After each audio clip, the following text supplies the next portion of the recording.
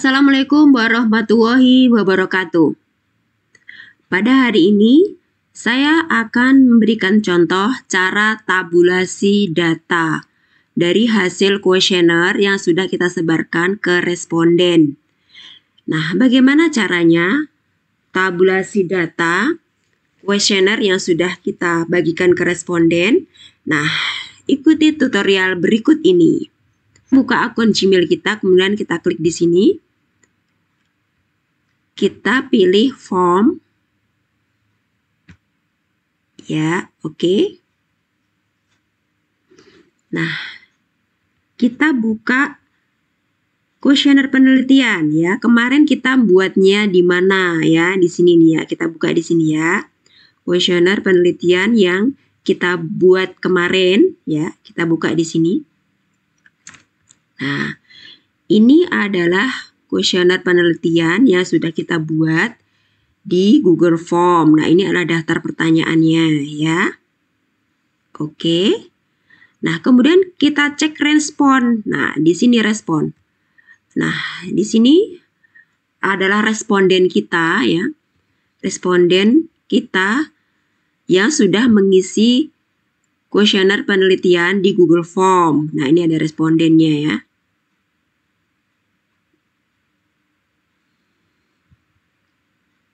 Nah, ini adalah responden kita yang sudah mengisi di Google Form. Nah, ini jumlahnya ada 31 responden. Jadi, sudah cukup jumlahnya untuk digunakan uji validitas dan uji reliabilitas. Menurut pendapat Sugiono, jumlah uji reliabilitas dan validitas itu 30 responden ya. Jadi, yang dimaksud 30 itu adalah minimal 30 responden gitu ya. Di sini dapat kita lihat bahwa respon atau jawaban dari responden itu terrekod atau terekam ya di file Excel di sini ya. Nah, tabulasi data kita bisa download file yang di Google Form ini ya. Kita download ya. Kita klik file, kemudian kita klik download dalam bentuk Excel ya ini ya. Kita download. Nah, oke, kemudian ini sudah terdownload ya teman-teman ya. Ini sudah terdownload. Kita tabulasi data ya teman-teman ya.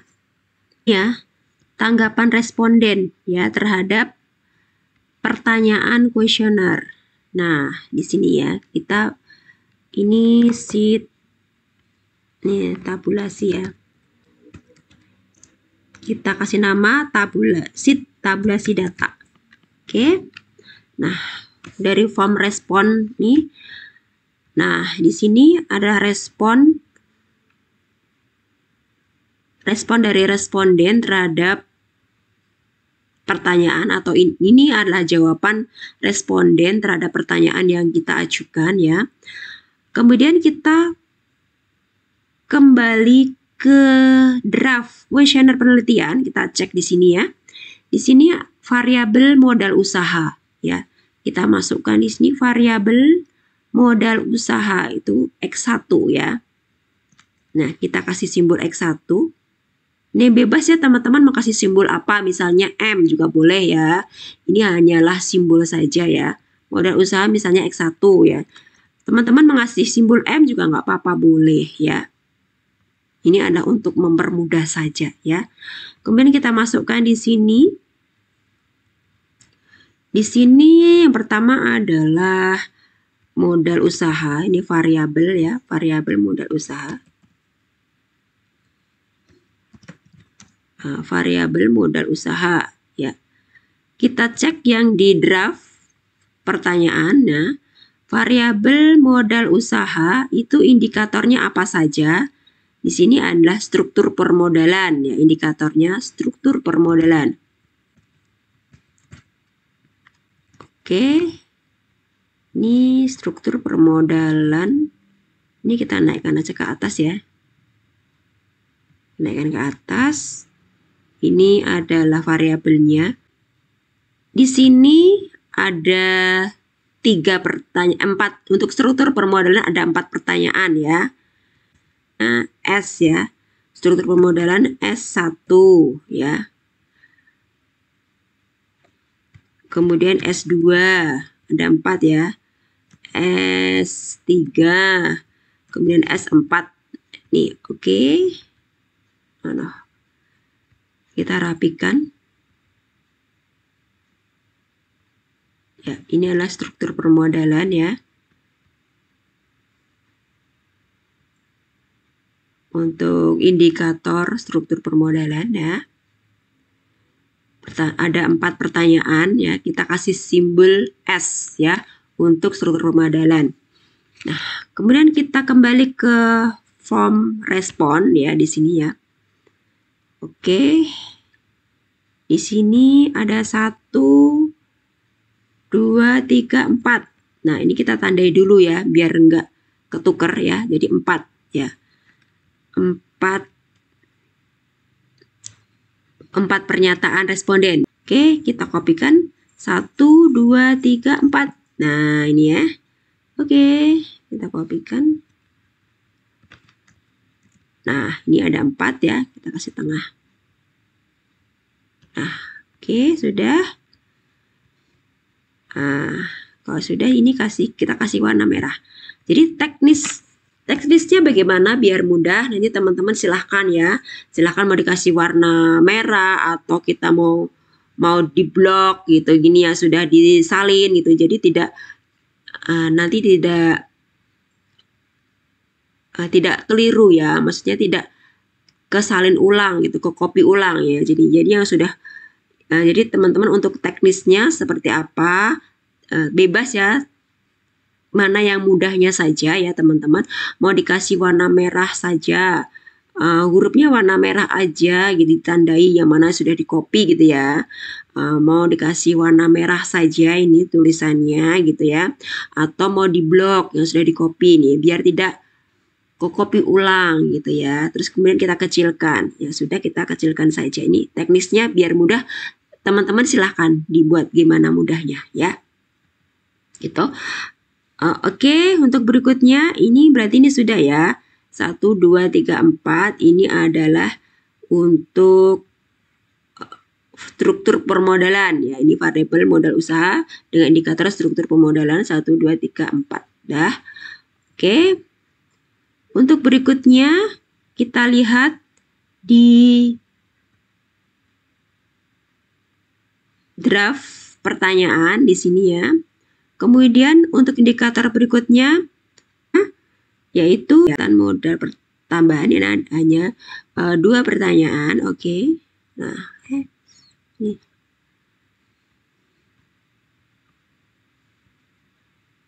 Nah, kita kasih simbol apa? P. Nah, kita kasih simbol atau kode P. P1 dan P2. Nah, ini ya. Ini kan ada 2 pertanyaan nih. Nah, ini 1, 2 pertanyaan. Ya. Oke, lanjut. Kemudian kita copy datanya. Kita copy datanya, ini 1, 2 ya, oke. Kita copy datanya, kita masukkan ke sini. Bismillah, nah, ini masuk. Oke, kita rapikan. Nah, ini ya. Kita kasih ini. Nah, oke. Selanjutnya yang di sini kita kasih tanda ya. Warna misalnya ini. Oke, berarti ini sudah ya. Sudah di copy. Nah, biar enggak keder. Atau kita kecilkan saja di sini ya. Teman-teman ya, biar enggak terlalu lebar. Ini lebar banget sini ya. Kita kecilkan saja. Oke, nah biar tidak terlalu lebar, biar enak lihatnya ya. Kalau kelebaran nggak enak lihatnya. Oke, ini sudah. Kemudian kita cek lagi. Kita cek lagi di sini. Di indikator berikutnya, hambatan dalam mengakses modal eksternal. Untuk indikator hambatan dalam mengakses modal eksternal itu ada 3 indikator. Kita masuk. Nah, kita kasih kode H. H1. Ya. H1, H2, H3. Nah, H1, H2, H3. Oke.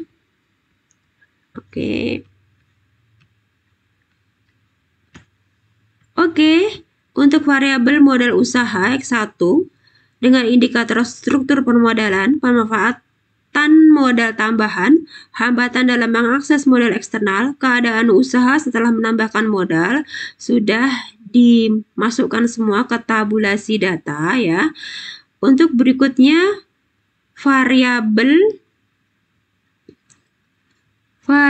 volume penjualan. Nih, X2 ya. Variabel volume penjualan X2, kita cek di sini ada berapa indikator? 1, indikator mencapai volume penjualan. 2, indikatornya mendapatkan laba. 3, indikatornya menunjang pertumbuhan perusahaan. Jadi, ada 3 indikator dengan total semuanya 7 pertanyaan ya untuk variabel volume penjualan X2. Oke. Kita masuk lagi ke Excel tabulasi data. Kita kopikan di sini variabel volume penjualan ya. Oke. Kita masukkan indikatornya. Indikatornya apa? Mencapai volume penjualan. Nah, kita masukkan ke sini. Nah, kita cek di draft kuesioner pertanyaan ada 3 ya. Jadi untuk variabel volume penjualan dengan indikator mencapai volume penjualan itu ada 3 pertanyaan ya. 1, 2, 3 ya. Kita kembali ke data Excel. Nah, kemudian kita kasih kode nih. Nah, kita kasih kode huruf M aja ya. M1 yang belum ada ya, nggak boleh double ya namanya ya. Atau ini kodenya tidak boleh double ya. Harus berbeda dengan indikator lainnya, nggak boleh sama ya. Gitu ya. Biar apa pada saat mengolah data nanti tidak ada duplikasi ya, tidak ada duplikasi data ya karena namanya sama gitu. Jadi sistem nanti mudah mendeteksinya ya. Ada 3 pertanyaan. Dan kita kembali ke sini ke form respon. Kita copy yang di sini 3 ya, 3 kolom di sini ya. Nah, 3 kolom di sini ini hasil pernyataan responden. Kita kasih warna ya, biar nanti nggak ke copy ulang. Kita copy di sini, kita masukkan ke sini. Nah, ini ya. Oke, sudah kita copy, kita rapikan. Kita kembali lagi ke draft pertanyaan kuesioner ya. Nah, ini sudah kita kasih tanda juga boleh ya. Kemudian indikator berikutnya mendapatkan laba. Untuk indikator mendapatkan laba itu berapa pertanyaan sih? Nah, untuk indikator mendapatkan laba ini ada 2 pertanyaan. Nah, kemudian kita kasih kode apa ini ya? Kalau M sudah ya, kita kasih kode L aja ya. L1 dan L2. Ini adalah dua pernyataan ya. Atau 2 pertanyaan. Kita kembali ke form respon ya. Nah, kita copy 2 berarti 1, 2 ini ya.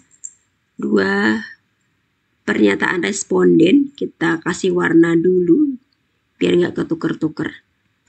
Nah, oke. Kita masukkan ke sini. Ya, oke.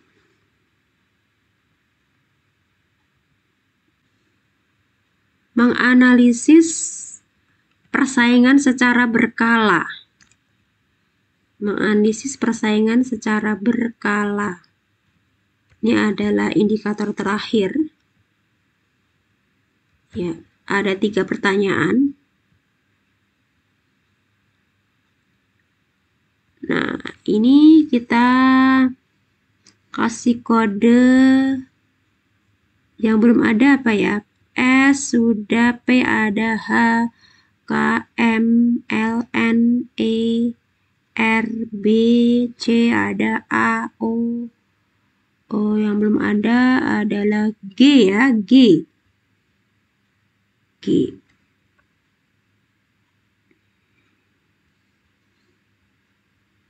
Ya, kita kasih kode G.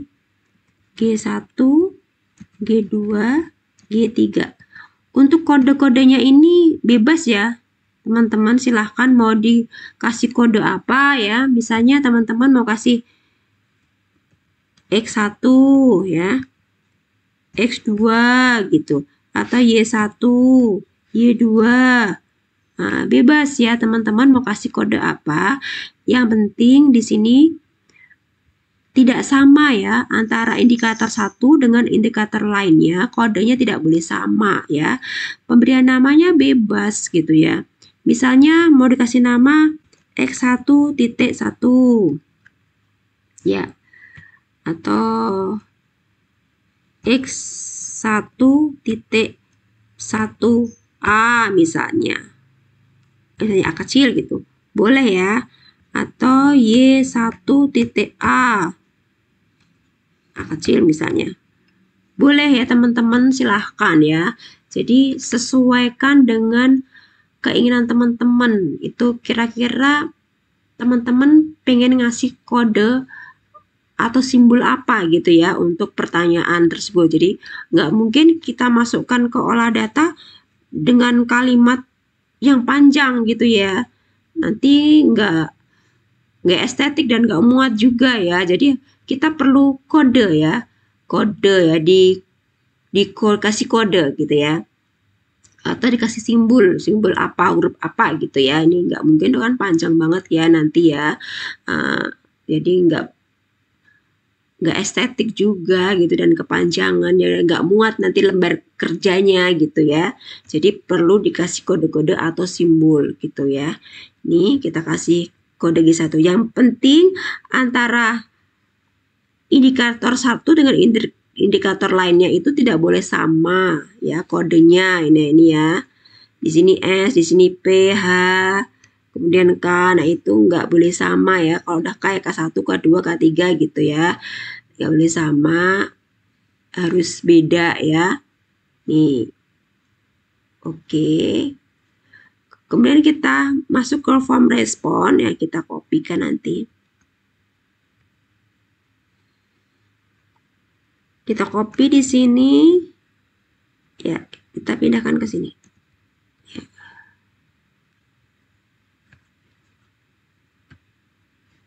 Nah. Oke, sudah dipindahkan semua. Kita masukkan di sini tarik indikatornya.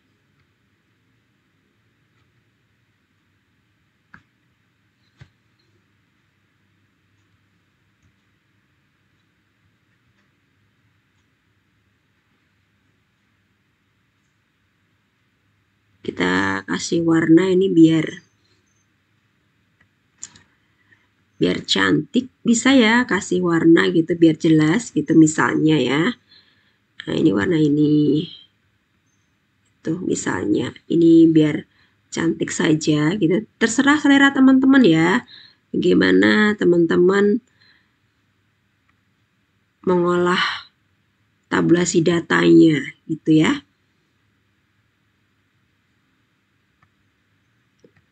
Oke, karena sudah tertabulasi semua, ini warnanya kita hilangkan saja ya, nggak apa-apa nih ya.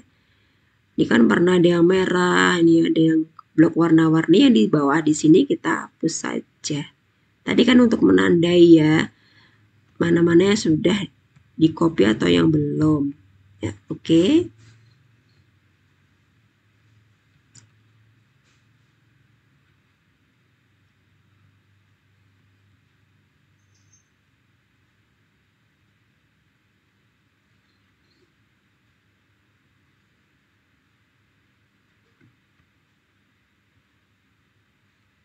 Teman-teman, ini data jawaban dari responden ya, dari form respon ya di Google Form itu sudah ditabulasi datanya, ini sudah ketemu datanya. Nah, ini jika pertanyaannya ini ya teman-teman, jika daftar pertanyaannya itu menggunakan linear scale seperti ini. Nah, linear scale seperti ini ya tadi. Tabulasi data ini ya mudah dilakukan ya, karena kita menggunakan linear scale ya dalam pembuatan kuesioner penelitian. Jadi ini saya masuk ke di sini ya. Nah, jadi ini pertanyaannya. Nah, daftar pertanyaannya pada kuesioner itu menggunakan linear scale ya di sini ya. Jadi ada kode 1, 2, 3, 4, 5 ya. 1 itu untuk sangat tidak setuju, 2 tidak setuju, 3 cukup setuju, 4 setuju, dan 5 sangat setuju. Ini ya. Jadi pada saat tabulasi data itu lebih mudah, lebih cepat karena kita tidak perlu lagi merubah kata-kata menjadi kode atau simbol angka gitu. Jadi otomatis jawabannya di form Excel-nya ya itu langsung ya, terus langsung terekod atau terekam, ini adalah simbol langsung angka gitu ya. Jadi tidak kata lagi ya. Jadi pada saat tabulasi data kita bisa cepat gitu ya. Seperti ini bisa cepat ya. Jadi pada saat tabulasi data itu bisa cepat kita lakukan ya, karena kita menggunakan linear scale, jadi sudah dalam bentuk simbol angka gitu, jadi lebih enak. Nah, bagaimana kalau teman-teman kuesioner penelitiannya menggunakan multiple choice atau checkbox ya? Tentunya akan berbeda ya, kita harus mengubah dulu ya dari simbol ataupun dari kata ya, dari kata ke kode. Ini kan ada kata ya. Dari kata ini dari kata ini ya.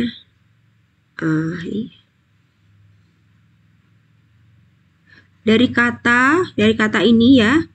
Nah, sangat tidak setuju, cukup setuju, sangat setuju ini kita harus konversikan ataupun kita harus merubah ke kode angka gitu ya. Kalau dalam bentuk multiple choice kan masih dalam bentuk kata nih ya, pernyataannya sangat setuju ya, setuju, cukup setuju, tidak setuju, sangat tidak setuju, itu masih dalam bentuk kata-kata. Nah, pada saat tabulasi data itu harus kita rubah menjadi kode ya, kode angka 1, 2, 3, 4, 5 gitu ya. Karena pada saat pengolahan data nanti itu sistem itu membaca kode ya. Jadi tidak kata ya, kalau kata ini terlalu panjang gitu ya. Jadi lebih praktis, lebih simpel itu dengan kode angka 1, angka 2, angka 3 gitu. Ataupun huruf gitu ya. Kalau nama pertanyaan ya, itu kita bisa kodekan dengan huruf. Nah, itu ya. Jadi kalau kata itu terlalu panjang ya, nanti lembar kerjanya atau kertas kerjanya nanti terlalu panjang ya, gitu ya teman-teman. Jadi perlu disingkat ya dengan dalam bentuk kode ya, gitu ya. Nah, oke, bagaimana kalau daftar pertanyaannya sudah dibuat dalam bentuk multiple choice ya, atau dalam bentuk checkbox. Nah, itu tentunya kita perlu ya merubah dari kata ya, pernyataannya dalam bentuk kata ke dalam simbol angka. Nah, gitu. Bagaimana caranya? Nah, berikut ini akan saya tunjukkan bagaimana caranya ya untuk merubah dari kata-kata menjadi simbol angka. Nah, kalau kuesionernya itu ternyata teman-teman membuatnya dalam bentuk multiple choice ya, atau menggunakan checkbox. Nah, tentunya dalam bentuk kata-kata harus kita konversikan ataupun kita rubah ke simbol angka gitu ya. Jika kita membuat pernyataan atau membuat daftar pertanyaan di Google Form dalam bentuk multiple choice atau checkbox. Nah, tentunya daftar pertanyaannya itu dalam bentuk kata-kata, tidak simbol ya. Seperti ini dalam bentuk kata-kata. Nah, bagaimana caranya untuk tabulasi datanya ya, agar yang dalam bentuk kata-kata ini dirubah menjadi simbol. Ya, misalnya sangat setuju, itu simbolnya angka berapa? Seperti yang di draft kuesioner ya. Nah, angka 1 itu sangat tidak setuju, 2 tidak setuju, 3 cukup setuju, 4 setuju, dan 5 sangat setuju. Nah, ini ya, untuk merubah dalam bentuk kode angka dari pernyataan dalam bentuk kata-kata ke angka itu bagaimana sih caranya? Nah, ini caranya sangat mudah ya teman-teman ya. Misalnya sangat setuju, kita lihat nih di draft kuesionernya. Sangat setuju itu 5, angka 5 ya. Kemudian kita blok saja semuanya di sini ya. Kita blok. Nih pernyataan dari sini. Dari indikator atau variabel pertama sampai dengan variabel yang terakhir ini ya, kita blok teman-teman ya. Ya, kita blok semuanya ya, jangan terlewat ya, kita blok semuanya ya. Kemudian kita klik Ctrl F. Nah, kita masukkan di sini. Nah, sangat setuju itu kodenya 5. Sangat setuju, ini ya. Kodenya 5. Kemudian kita klik replace all. Nah, ini kita klik. Nah, teman-teman ya, sudah komplit. Ini ya, 961 sudah terganti ya, sudah diganti ya, sudah komplit ya, semuanya ada 961 pernyataan dan semuanya sudah diganti dengan kode 5. Jadi semuanya sudah diganti dari kata-kata, dari kata sangat setuju. Nah, sebanyak, oke teman-teman, ini sudah komplit ya, sudah diganti semua ya, dari pernyataan dalam bentuk kata sangat setuju dirubah menjadi kode angka 5. Kita klik saja oke ya. Kita lanjut teman-teman. Ini sangat tidak setuju. Kita lihat di sini. Sangat tidak setuju itu 1. Sangat tidak setuju itu 1 ya. Tidak setuju. Nah, sangat tidak setuju ini kita ganti 1.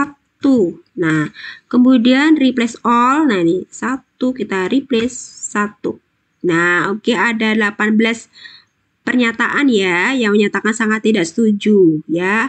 1 ya. Kemudian sudah komplit, ini sudah diganti semua ya, dari pernyataan dalam bentuk kata-kata sangat tidak setuju dirubah menjadi dalam bentuk angka. Kemudian kita klik oke. Nah, ini kan mudah kan teman-teman? Untuk berikutnya di sini masih ada tidak setuju ya. Tidak setuju itu berapa sih? Nah, tidak setuju itu adalah kodenya 2 ya. Kita cek di sini. Tidak setuju. Tidak setuju ini kodenya 2. Oke, kita replace all. 2 ya, oke. Kemudian cukup setuju. Nah, berikutnya sudah ganti semua kan tadi ya. Untuk berikutnya cukup setuju, kita lihat di sini. Cukup setuju. Nah, cukup setuju itu 3. Cukup setuju. Cukup setuju kodenya adalah 3. Kita klik replace all. Nah, oke, sudah berubah semua ya.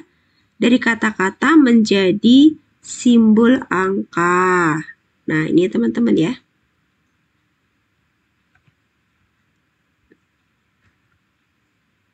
Oke, sangat mudah kan teman-teman ya, tabulasi datanya ya.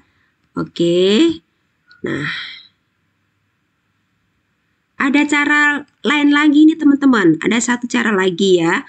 Bagaimana caranya ya, selain menggunakan Ctrl F gitu ya, untuk merubah dari kata-kata ya, dari pernyataan dalam bentuk kata-kata menjadi simbol angka. Nah, ada lagi caranya ya, kita menggunakan VLOOKUP ya, VLOOKUP ya teman-teman ya. Oke teman-teman, jadi caranya adalah kita copy dulu di sini ya skalanya ya teman-teman, kita copy di sini skalanya.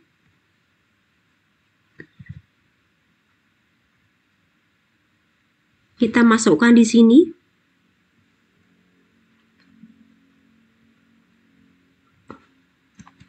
Oke. Nah, di sini dapat kita ketahui bahwa kalau satu itu adalah pernyataan sangat tidak setuju ya. Kita hapus saja di sini, kita pindahkan di sini ya, satu ya. Satu itu kodenya adalah sangat tidak setuju ya. Dua itu tidak setuju ya, kita kasih kode 2 ya. 3 itu adalah cukup setuju, kemudian 4 setuju, kita masukkan di sini. 5 sangat setuju. Nah, oke. Kita rapikan.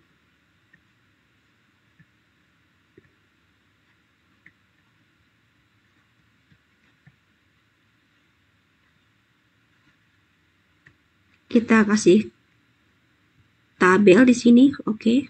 Nah, untuk 1 itu sangat tidak setuju, 2 tidak setuju, 3 cukup setuju, 4 setuju, dan 5 sangat setuju.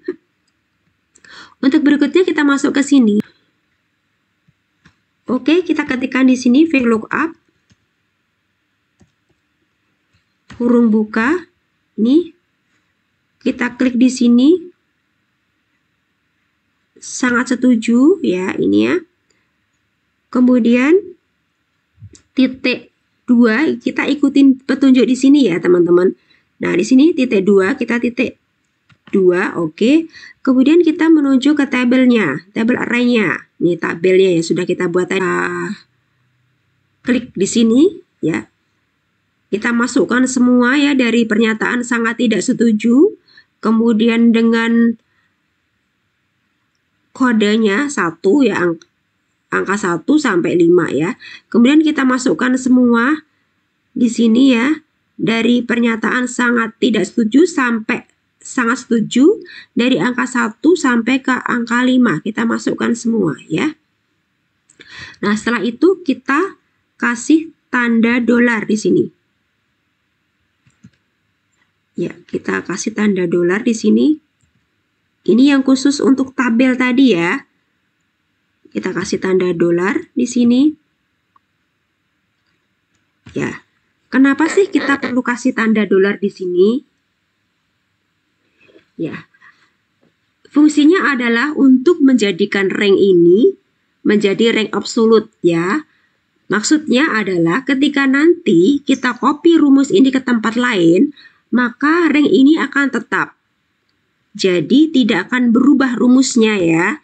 Intinya posisi tabel ini nanti tidak akan berubah ya pada saat kita copy ke tempat yang lain. Jadi akan tetap berada di posisi K37 sampai dengan L41. Nah, ini ya. Untuk itu kita kasih tanda dolar di sini. Ya. Oke. Nah, setelah itu kita ketik lagi titik koma ya. Kemudian kita masuk ke kolom indeksnya ya.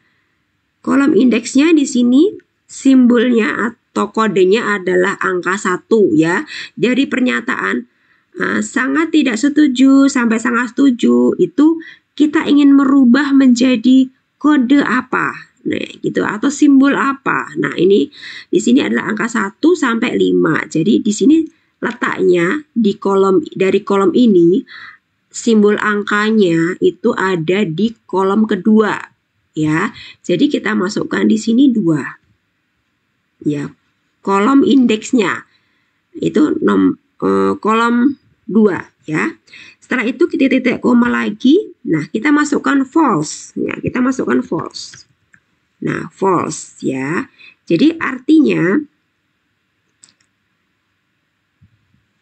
jika pernyataan sangat setuju ya, jika pernyataan sangat setuju nanti isinya itu adalah 4 gitu ya. Jadi sudah pasti angkanya. Jika nanti pernyataannya sangat tidak setuju, nanti kodenya adalah 1 ya. Jika nanti pernyataannya cukup setuju, nanti kodenya adalah 3. Jadi kita klik false di sini ya. Oke, kita kasih turun tutup dan bismillah. Oke, sudah jadi ya teman-teman ya. Kita tinggal kopikan saja ke bawah. Tinggal copy ke bawah. Nah, ini ya. Oke. Dadah, sudah jadi semua ya. Oke teman-teman. Nah, ini ya. Sudah jadi semua dari atas ke bawah ya. Kemudian kita mau coba lagi nih ya. Kita mau coba lagi ke kolom berikutnya.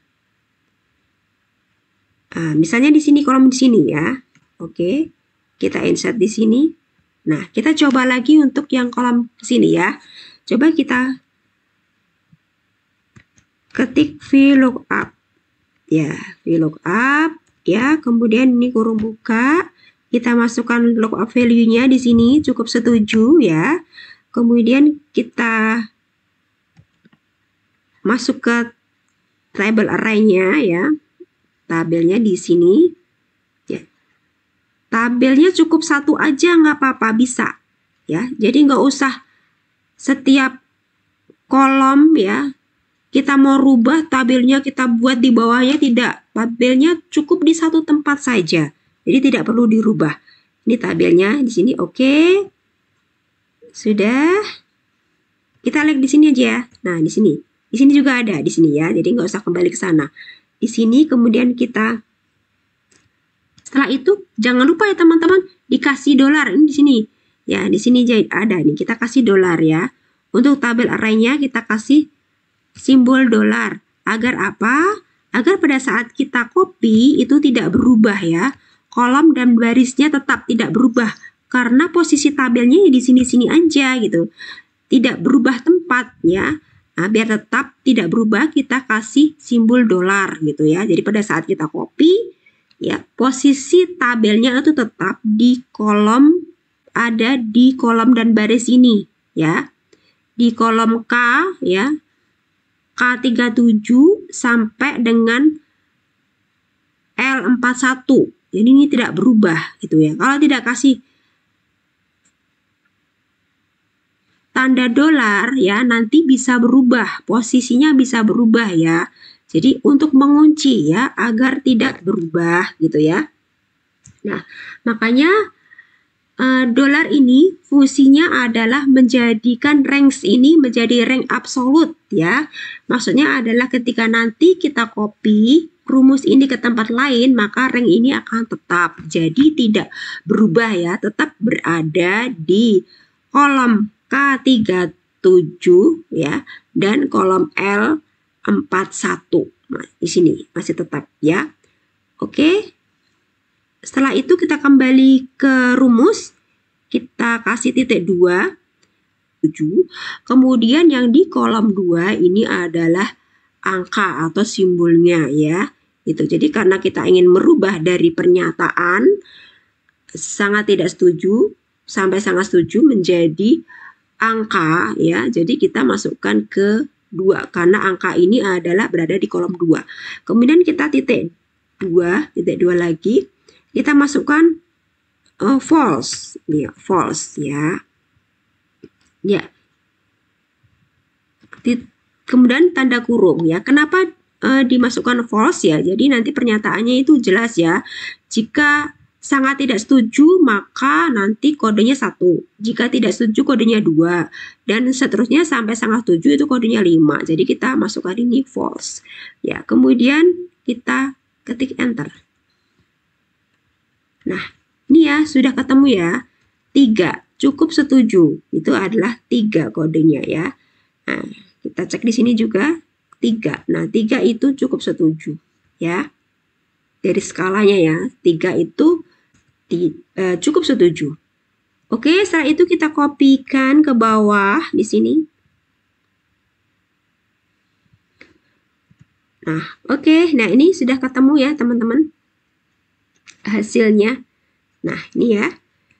Oke, jadi ini sudah ketemu caranya gitu ya. Oke, nah setelah itu kita hapus ya teman-teman. Nah, ini kalau sudah ketemu kodenya atau simbolnya yang di sini kita hapus, kita delete gitu ya. Karena ini sudah ketemu ya, kita bedakan di sini misalnya K2-nya di sini ya. Karena ini sudah dikodekan ya atau sudah ketemu simbolnya ya. Kalau K2 itu dari pernyataan cukup setuju itu 3, sangat setuju itu 5 dan sebagainya. Kalau sudah ketemu, kita hapus yang di sini gitu. Ya kan sudah diganti ya, kita hapus di sini. Nah, di sini kita hapus gitu. Ya.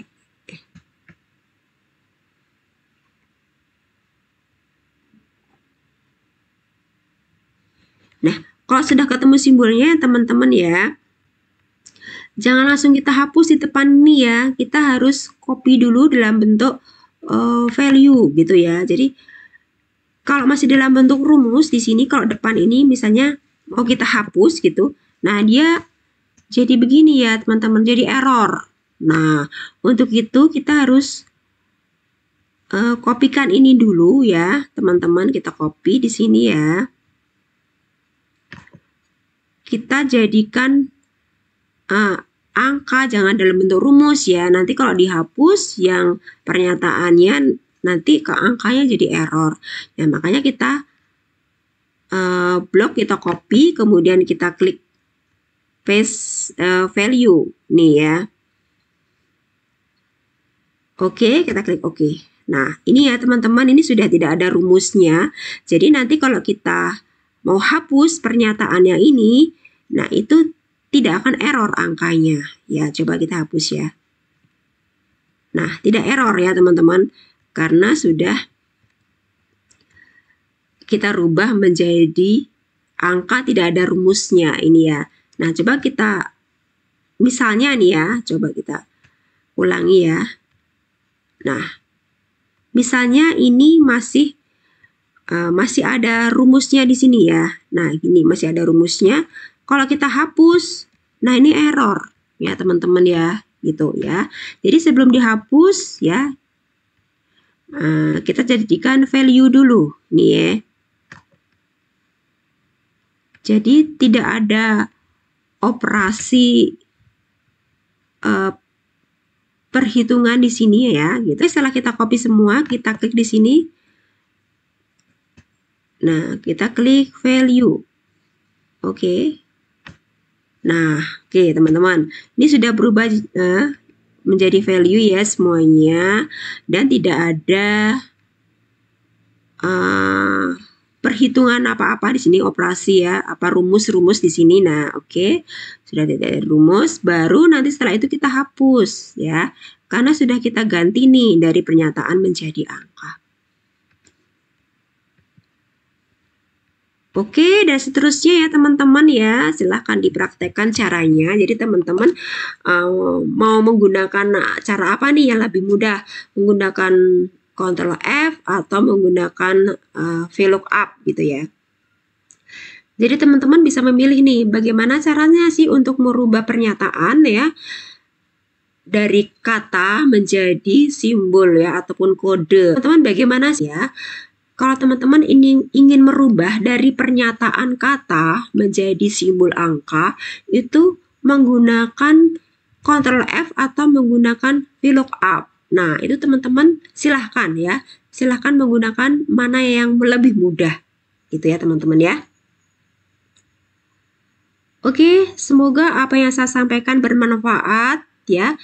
Nah, demikian adalah cara tabulasi data ya, tabulasi data dari pernyataan responden yang terdapat pada Google Form ke tabulasi data di Excel.